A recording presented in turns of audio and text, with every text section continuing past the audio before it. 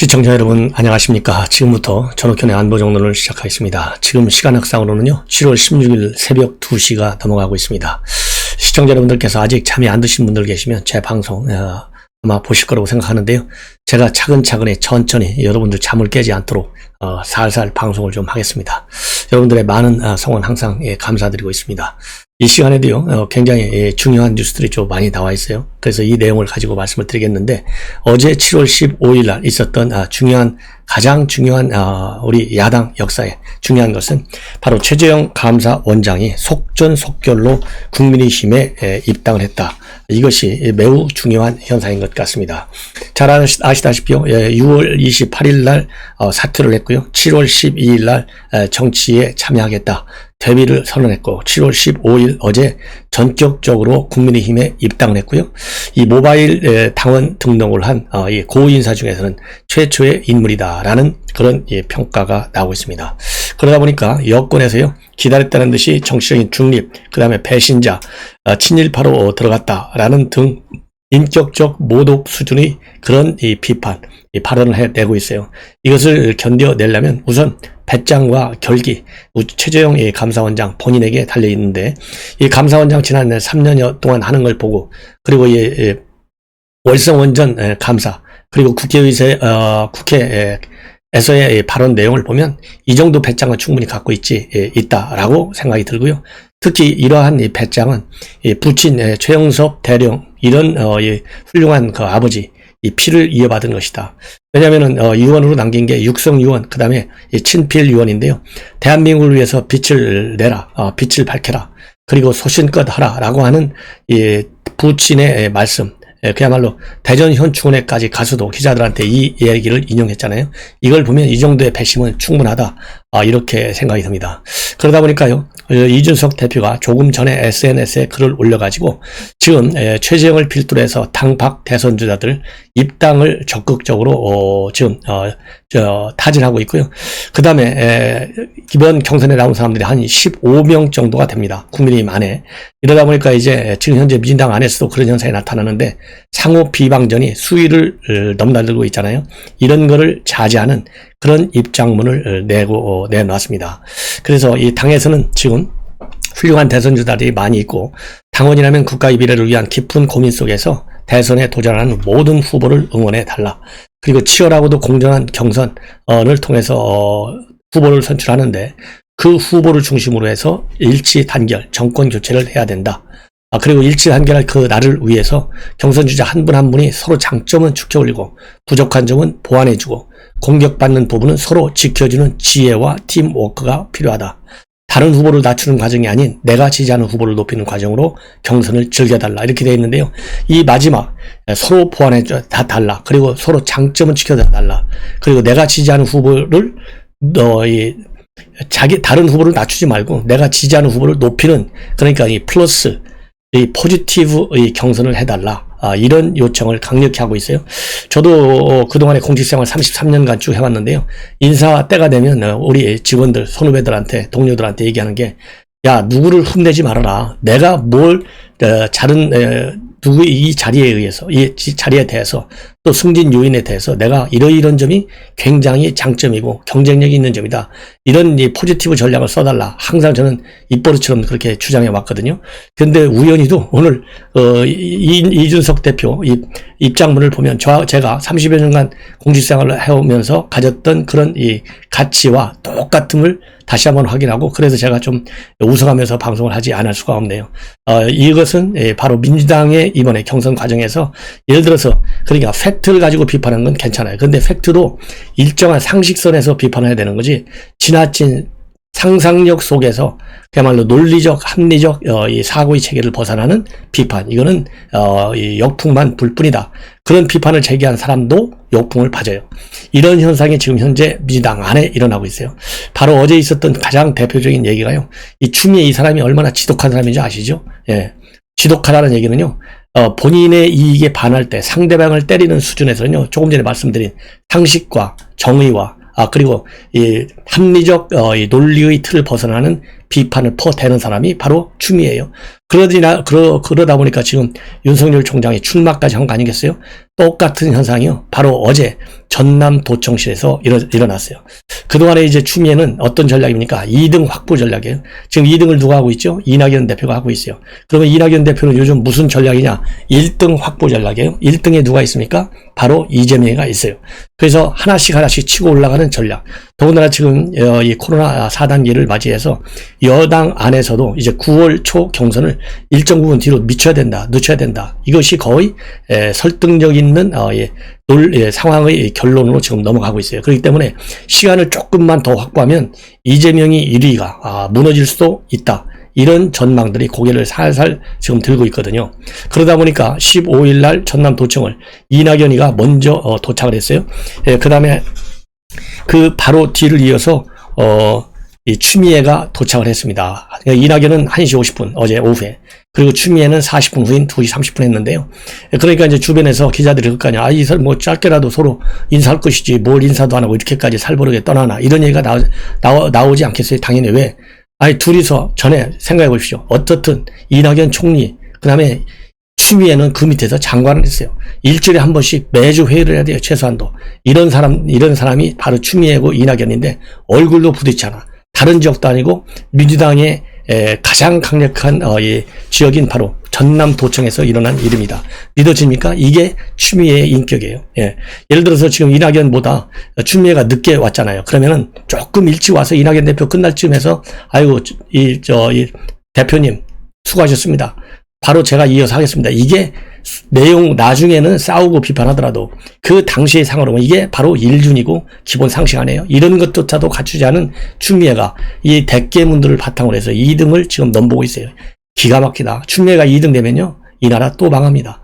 그래서 이낙연 대표 측 관계자는 이렇게 해서 다른 일정 때문에 좀 빨리 떴다 이렇게 얘기하고요. 추미애 쪽에서는 뭐라고 하냐, 다 알고는 있었는데 만날 이유가 없다. 그러니까 추미애 밑에 있는 사람이나 추미애나 똑같아요. 그래서 시간차로 나타났는데, 여기에서 이낙연 대표는 당내 경선에서 검증은 필요하지만 네거티브는 자제하는 것이 옳다. 선을 넘지 않는 것이 서로를 위해서 바람직하다.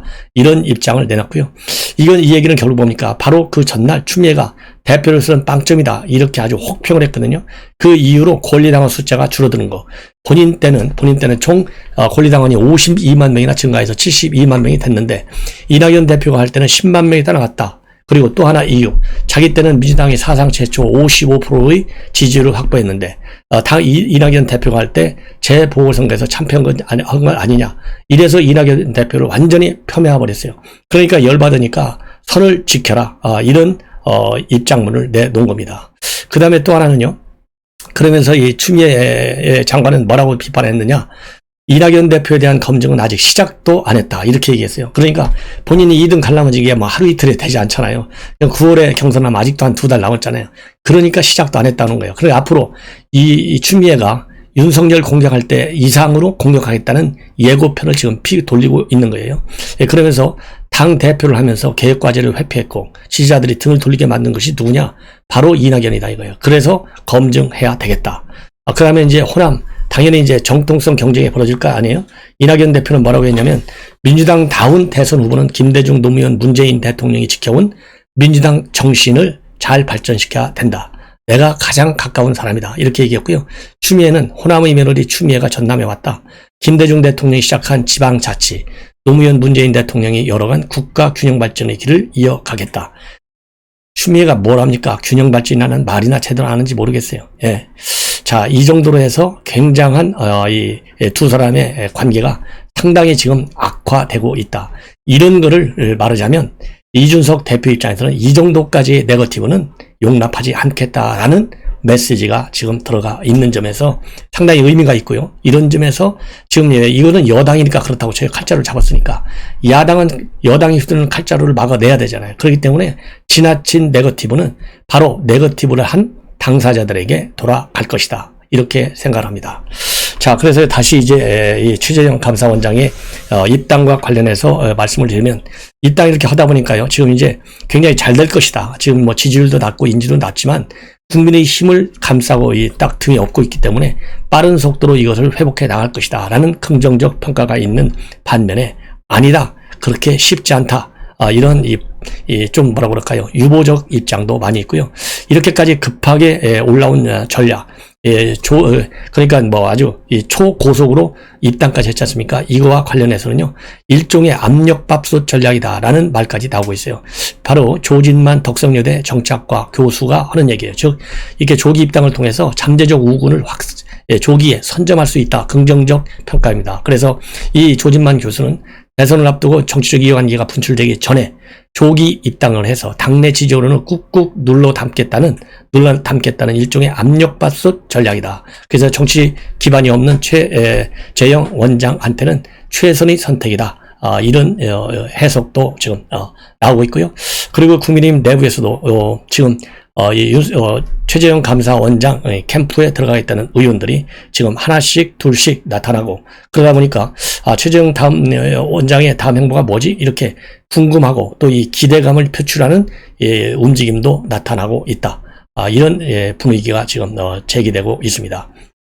그래서 이 최재형 원장은 일찍이 입당하면서요, 정권 교체의 주역은 최재형이 아니라, 이건 최재형이 아니고 당으로 보는 겁니다. 당연히 최재형이 아니라고 말하기보다도 당이 돼야 된다. 그 당이 정권 교체의 주인공이 돼야 되기 때문에 그 당에 나는 빨리 올라탄다. 이런 입장으로 지금 되어 있습니다.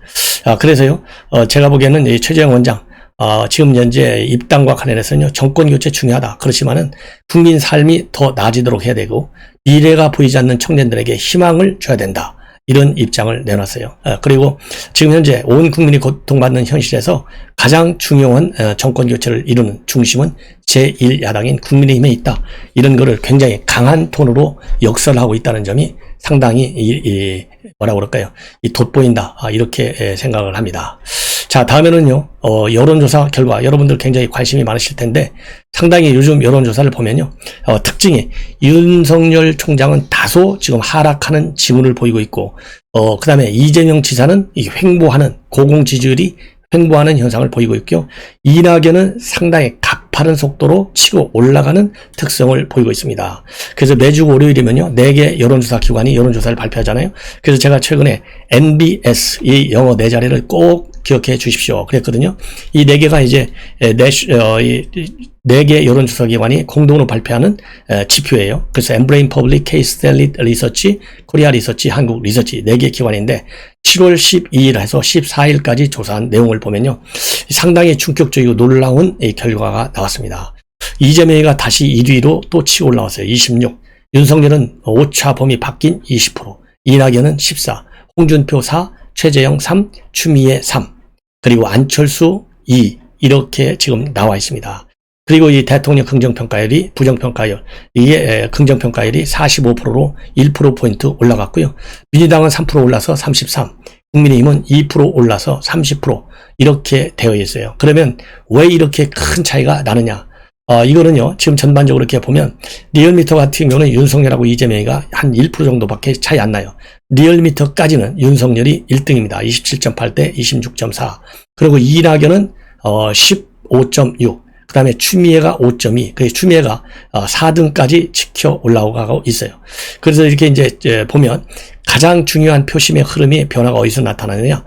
중도층에서 나타나고 있습니다. 이 리얼미터 여론조사를 보면 이 중도층이 윤석열은 39.2에서 6월 첫째 주, 그래서 7월 두 번째 주에 30.8로 무려 9%가 빠지고 있어요. 이재명은 21.9에서 24.8로 3% 정도가 올라가고 있어요. 이낙연은 9.0에서 15.1, 그래서 무려 6%가 올라가고 있습니다. 그래서 이 편차가 굉장히 지금 좁아지고 있는 것이 큰 특징이고, 이 특징인데, 이 다른 여론조사에서도 비슷한 중도층의 이반 현상이 나타나고 있습니다. 이 TBS가 이 한국사회 여론조사연구소를 통해서 조사한 내용을 보면 중도층에서 윤 총장 지지는 39.2에서 34.2%로 빠져들고, 그다음에 이재명은 20.7에서 25.1로 올라가고, 이낙연도 10.2에서 15.8로 올라가고 있어요. 이런 걸 보면 이 중도층에서의 이 변화가 굉장히 크다. 그래서 윤석열 총장이 지금 현재 일부 이 비판적 여론이 대외 횡보를 하다 보니까 이 대외적으로 보수 메시지만 너무 많이 낸다. 거기에다가 이 엑스파일, 그 다음에 출리 의혹, 이런 것 때문에 중도층의 표심. 중도층이라는 게 쉽게 얘기하면요, 제가 보기에는 유동층이에요. 상황에 따라서 또 이 조그마한 이슈에 따라서 언제든지 지지 대상이 바뀌는 굉장히 취약한 것이죠. 이런 결과가 나오기 때문에 여기에 대한 각별한 대책이 윤석열 총장한테는 시급한 것이 아니냐. 그래서 일각에서는 이렇게 해석도 합니다. 지금 뭐 여당의 경우에는 컨벤션 효과가 있지 않느냐. 그리고 이 ARS하고 면접조사하고 다르다. 이 면접조사가 훨씬 더 정확한데 지금 리얼미터나 이런 데는 다 ARS이기 때문에 정확성이 좀 떨어진다 이렇게 하는데요. 지나친 아전 인수보다는 항상 가장 나쁜 상황에 대비한 이 대책 이것이 중요하기 때문에 윤석열 총장은 이런 점을 각별히 유념해야 될 것 같습니다.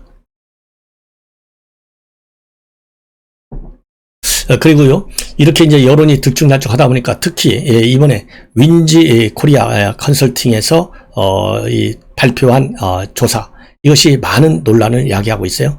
윈지 코리아에서 뭐냐면 이낙연 대표마저도 이제는 윤석열 총장을 이기는 가상적 양자 대결에서 이렇게 나오니까 윈지 코리아 컨설팅 대표가 누구지? 박시영. 박시영이 누구지? 이거는 뭐 친노 또 이 친민주 핵심 인사. 지난번에 박영선 이 선거 때도 완전히 뭐 선거 다 이긴 것 같아 이런 얘기를 한 사람이 박시영이잖아요. 그래서 이거는 정치적인 중립성, 공정성이 결여되어 있구나 이런 비판이 나왔어요. 그러다 보니까 유창선 진보 이 평론가죠. 그래도 진보 인사지만은 상당히 합리적인 논평을 많이 해요. 제가 과거에 종편 나갈 때 같이 토론도 하고 그랬는데요.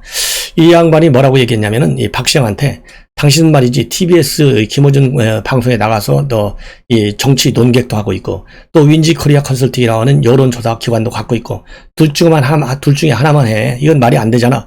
이런 비판을 했습니다. 그러니까 여기에 대해서 박시영 바로 또 맞받아치는 입장문을 내놓고 있어요. 왜냐면은 이 박시영이가 뭐라고 그랬어요? 윤석열 총장 관련해서 너무 빨리 여론조사가 빠지니까 좀 재미가 없다. 이런 얘기를 했잖아요. 그래서 많은 또 이 비판을 받은 바 있거든요. 지지율 하락이 굉장히 가파르다. 힘내라 윤석열 이렇게 외쳐도 다냐? 이 양반 너무 빨리 빠지면 재미없어. 이런 얘기를 해서 지금 여론에서 이 많은 비판을 받고 있는 사람이 박시영이에요. 그러니까 유창선 평론가 그런 얘기를 한 거예요. 여기에 대해서 박시영이 다시 또 뒷받아치고 있습니다. 여론조사를 조작할 수 있다고 조작할 수 있다는 것이 말이나 되냐. 너무 무식하다 이거죠. 거기에 정치 성향이 개입된다는 것은 말도 안 된다. 무지의 소치다. 그러면서 자신들이 좋아하는 후보가 좋게 나오면 당연하고 반대 나오면 믿지 못하는 것 참 세상 편하게 산다. 이렇게 강력히 비판을 하고 있어요. 그러면서 이 경선 흥행으로 민주당 지지율이 올라가고 대통령 지지율도 올라간 거 이런 것들이 상승 요인이고 윤석열에 대한 실망감, 이준석 리스크가 쌓여가면서 민심의 충이 야권에서 여권 쪽으로 이동한 거 조사는 조사도 받아들여라. 실력이 없으면 입 다물어라. 이렇게 유창선 평론가를 직격탄을 가하고 있는 사람이 박시영이에요. 자, 그러니까 이게 이 박시영이 참 기가 막히잖아요. 자, 이제 다음으로는요. 지금 현재 정가에서 중요한 이슈 중에 하나가 최근에 윤석열 총장이 뭐라고 그랬어요. 추미애하고 동반 사퇴하라. 그러면 징계 안 하겠다. 이런 얘기를 공개했어요. 그때 청와대가 뭐라고 그랬습니까? 일고의 가치가 없다. 딱 비판했어요. 근데 이제 추미애가 요즘 뭐라고 그랬습니까? 100페이지가 넘는 윤석열 총장에 대한 징계안을 대통령한테 가져갔더니 야, 참 기가 차구나. 그래, 이거 징계하기 잘했어. 이게 바로 민주주의야. 이렇게 추미애한테 지켜 세웠다라는 것을 공개했지 않습니까? 그러니까 이제 이 언론 MBC에서 공개를 했는데요. 그러니까 이 MBC 진행자가 진짜 그런 표현을 썼느냐 이렇게 하니까 또 꼬리를 살짝 내렸어요. 딱 그런 표현은 안 썼지만은 대단히 대통령이 심각하게 받아들였고 그래서 민주주의 대도안에서 민주적으로 통제하는 장관이 잘한 것이다 라고 하면서 이게 바로 민주주의야. 이렇게 소개를 했어요. 이렇게 소개를 하니까 이 청와대가 입장문을 내놨습니다. 뭐라고 입장문을 말이 안 된다. 이 뭐 윤석열 총장이 얘기할 때는 뭐 일고의 가치가 없다 이렇게 했으면 그건 거짓말이야 이렇게 하든가 아니면은 여기까지가 사실이고 여기까지는 추미애 지 생각이야 이렇게 얘기를 해야 될 거 아니에요. 그런데 이제 할 말이 없으니까 지금은 민생에 집중하겠다 딱 한마디 했어요. 이게 말이야. 민생에 집중하겠다 동문서답한 거예요. 이 얘기는 결국 뭐냐, 추미애가 한 말이 정확치 않다라는 것을 우회적으로 시사한 것이 아니냐. 이 청와대 고위 관계자가 뭐라고 얘기했냐면요. 이것도 지금 언론에서 지금 나오고 있는데 딱 한 줄이에요. 대선 주자들이 윤리에 따라서 대통령과 청와대를 권할 수 있다. 하지만 청와대는 방역과 백신과 그리고 민생에 집중하겠다. 이런 얘기를 했어요. 자, 이걸 보면 참 청와대 유리한 때는 설명을 길게 하고 불리할 때는 말을 안 해요. 물론 이제 이철이, 박수현, 요즘 이 높은 분들 계속 나와가지고, 언론에 나와가지고, 민생에 집중할 거니까 정치에는 선을 긋으니까 좀 도와달라. 이렇게 얘기를 하고 있잖아요. 근데, 청와대, 이렇게 참모들이 지나치게 언론에 많이 나오는 거, 제가도 비판했잖아요. 청와대 참모들이 왜 이렇게 자주 나오냐. 이 얘기는 지금, 문재인 대통령이 뭔가 정치를 잘못하고 있으니까, 지금 그것 좀 어떻게 덮어보려고 난리를 치는 거 아니냐, 이런 비판적 시각을 내놓았는데요. 이광철 전 민전비서관도 여기에 관해서 김광철 저 청년비서관, 이 사람도 비판했고요. 지금 이 TV조선에서 방송 요약을 한 걸 보면 45일간에 거쳐서 20회에 걸쳐서 지금 이 청와대 참모들 박수현, 이철이 나왔다, 이걸 비판하고 있어요. 그래서 청와대 참모들이 말이죠, 참모는 안 하고 이제 방송이 다 됐구나, 이런 거를 강력히 비판을 하고 있습니다. 예. 자, 그 다음에는요, 이제 윤석열 총장이 이것도 지금 방금 전에 밤 12시경에 내놓은 입장문입니다. 두 가지에 관해서 입장문을 내놨어요. 하나는 요즘 민노총 엄청난 시위를 듣는데 한마디도 청와대가, 그리고 이 당에서 비판이 없잖아요. 작년 광복절 집회, 이럴 때 보수 집회 뭐라고 그랬어요? 반사회적 범죄다, 살인자다. 예. 그 다음에 절대 용납하지 않겠다, 적개심까지 표현한 게 문재인 대통령, 그 다음에 노영민 비서실장이에요. 지금은 말이 없어요. 그리고 그 당시는 통신 정보를 아주 싹 다 입수해갖고 한 명 한 명을 전부 다 체크했잖아요. 근데 지금은 민노총한테 확진자 나오는지 결과만 알려줘, 이런 식으로 대하고 있어요. 이런 차별적 대우, 이 두 가지에 대해서 방금 심야에 메시지를 내놨습니다. 우선 시위와 관련해서는요, 이 정부가 민노총의 시위를 대하는 태도, 자영업자 시위를 차벽으로 막아세우는 태도, 이렇게 달라도 되느냐. 왜냐하면 최근에 14일부터 거리두기 4단계 조치에 반발하는 자영업자들의 차량 시위, 이거를 경찰이 꽁꽁 묶어놨잖아요. 막았지 않습니까? 이거를 비판하는 거예요. 그러면서 정부의 오판으로 또다시 일방적인 희생을 강요하는 자영업자들의 이야기를 누군가는 들어줘야 된다. 어제도 오늘 또 자영업자들이 모여 살려달라는 절박한 호소를 한다. K방역은 자영업자와 소상공인의 눈물 위에 세워진 탑이다. 민주당은 추경 예산을 늘려서 전국민 재난지원금으로 표를 쫓기 전에 생존위기에 직면한 자영업자 지원책을 대폭 확대해라. 저는 정부와 집권여당이 도외시하는 국민들을 대변하고 보호하겠다, 이렇게 입장문을 내놨고요. 그 다음에 또 하나는 한명숙 불법 정치자금 수사건과 관련해서 박범계가가 직접 마이크를 잡고 이 절차적 정의를 무시했다. 이 뒤에는 윤석열이가 있다. 이러니까 민주당 의원들 집단 성명까지 발표해서 윤석열 사과하라, 이렇게 흠집을 내고 있잖아요. 그러니까 이런 이 한명숙 사건 모해 위중 혐의 감찰을 한 것은요, 한 번이라도 더 윤석열을 비판할 수 있는 자료를 모으는 데 있었지. 왜냐하면 실제로 아무것도 나온 게 없잖아요. 비의 사실 하나도 없다, 끝났지 않습니까? 대검감찰위원회, 민간인들이 만드는 위원회에서조차도 무혐의로 끝내버렸어요. 이런 거를 박범계가 지금 넉 달, 5달 동안 감찰을 시켜놓 보니까 나오는 게 없어. 그러니까 겨우 절차적 정의라는 한마디를 꺼내기 위해서 4개월 동안 검찰 조직을 우려먹은 거예요, 막말로. 그러니까 윤석열 총장이 지금 바로 방금 전에 이것을 강력히 비판하면서요, 차라리 한명숙을 그렇게 구하려고 하면, 그렇게 억울하면 못 구했으면 재심을 청구하라, 이런 입장문을 내놨습니다. 그래서 뭐라고 입장문을 내냐면요, 여러분들이 좀 자세히 아셔야 돼요. 이 불법 정치 사건을 받지 않았고 유죄 판결을 그렇게 억울하면 재심을 청구하라, 이런 얘기를 했어요. 그러면서 하다 안 되니까 요락을 안 하기만 하고 알맹이도 없는 결과 발표로 한명숙 구하기를 이어간다. 현 정권의 주도로 진행된 무리한 감찰에서도 수사 과정에서의 불법은 전혀 드러나지 않았다. 국민들이 또다시 속을 거라고 착각하면서 부끄러움조차 모른다. 한명숙 단 한 사람을 위해서 이렇게 막무가내로 사법체계를 망가뜨리는 것이 정상이냐. 이로 인한 혼란은 결국 국민의 피해로 돌아오게 된다.